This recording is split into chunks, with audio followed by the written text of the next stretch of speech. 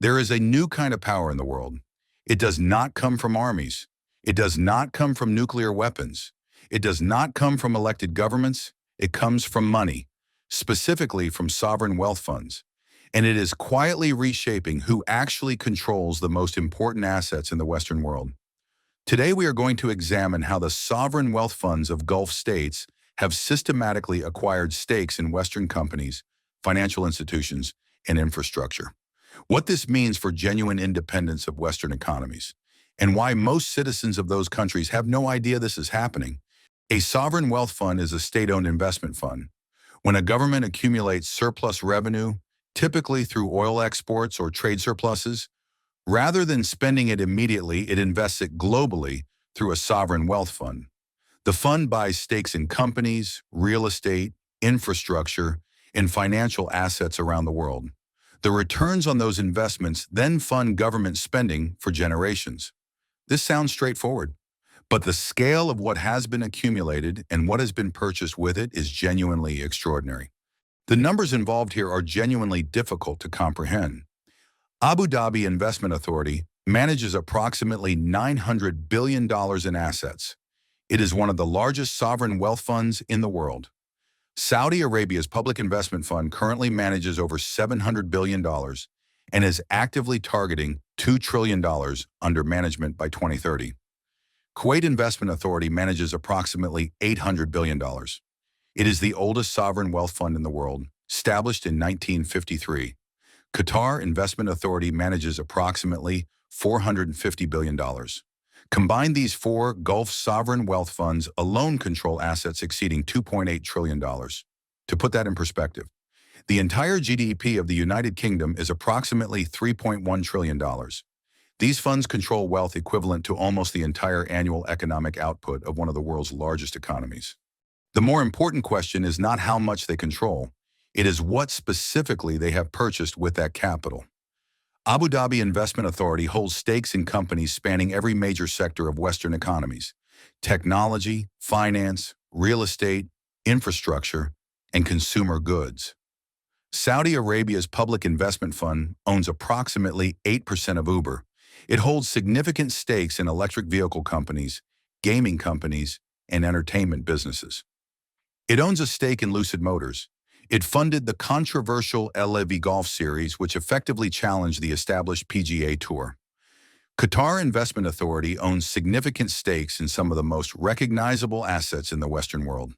It owns Harrods, the iconic London department store.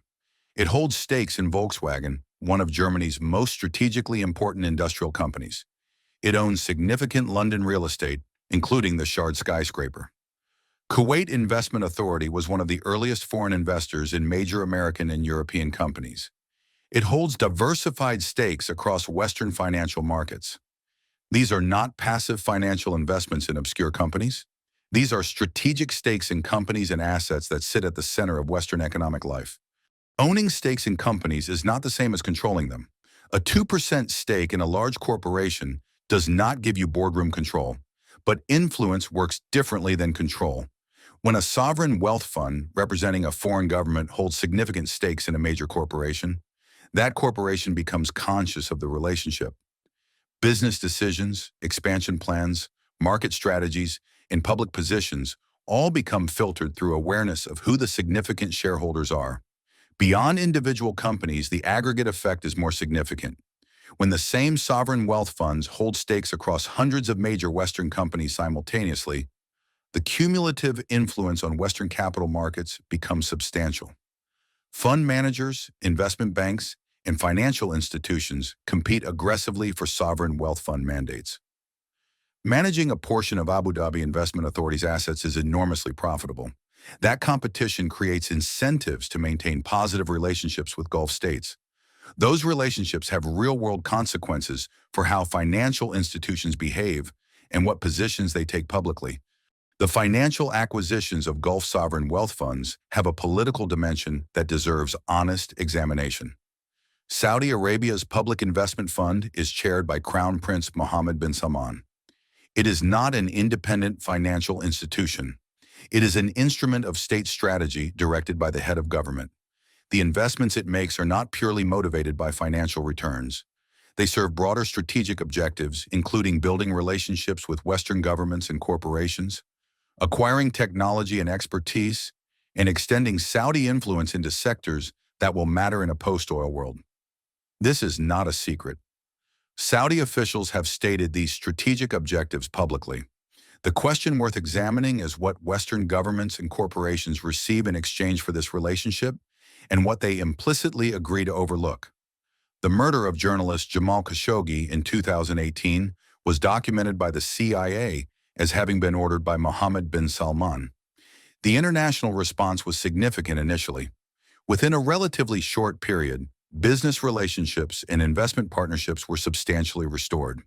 The sovereign wealth fund relationships were a significant factor in that restoration. That is documented influence operating in the real world.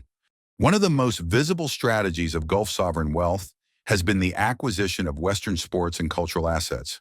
Qatar owns Paris Saint-Germain Football Club. Saudi Arabia's public investment fund owns Newcastle United Football Club in England. Abu Dhabi's ruling family through City Football Group owns Manchester City and multiple other football clubs globally. Saudi Arabia acquired significant influence over professional golf through the LAB Golf Series.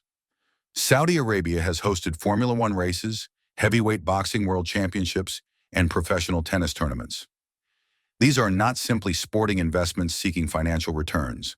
Sports ownership provides something money cannot directly purchase: cultural legitimacy, positive public association, and access to political and business networks that gather around major sporting events. When millions of fans follow Newcastle United or Manchester City, they develop emotional connections to clubs owned by Gulf sovereign wealth.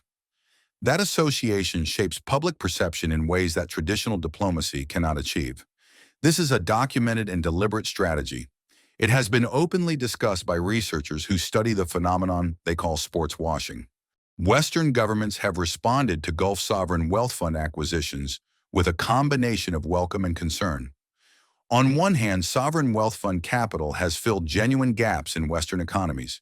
During the 2008 financial crisis, Gulf sovereign wealth funds injected significant capital into struggling Western financial institutions. That capital was genuinely needed and genuinely stabilizing. On the other hand, security concerns about foreign state ownership of sensitive assets have grown. The United States Committee on Foreign Investment screens foreign acquisitions of American companies for national security implications. Several Gulf sovereign wealth fund investments have been reviewed through this process.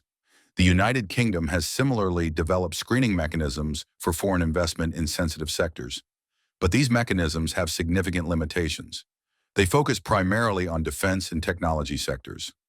The broader acquisition of financial stakes, real estate, sports clubs, and cultural assets largely proceeds without meaningful scrutiny.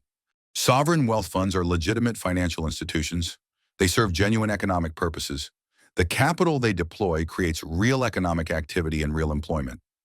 But they are also instruments of state power operated by governments that are not democratically accountable to the populations most affected by their influence.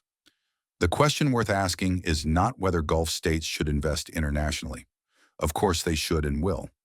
The question worth asking is whether Western citizens understand the extent to which the companies, sports clubs, and assets they interact with daily are owned by foreign governments, and whether the political relationships those ownership stakes create are being examined with appropriate transparency. The information is publicly available.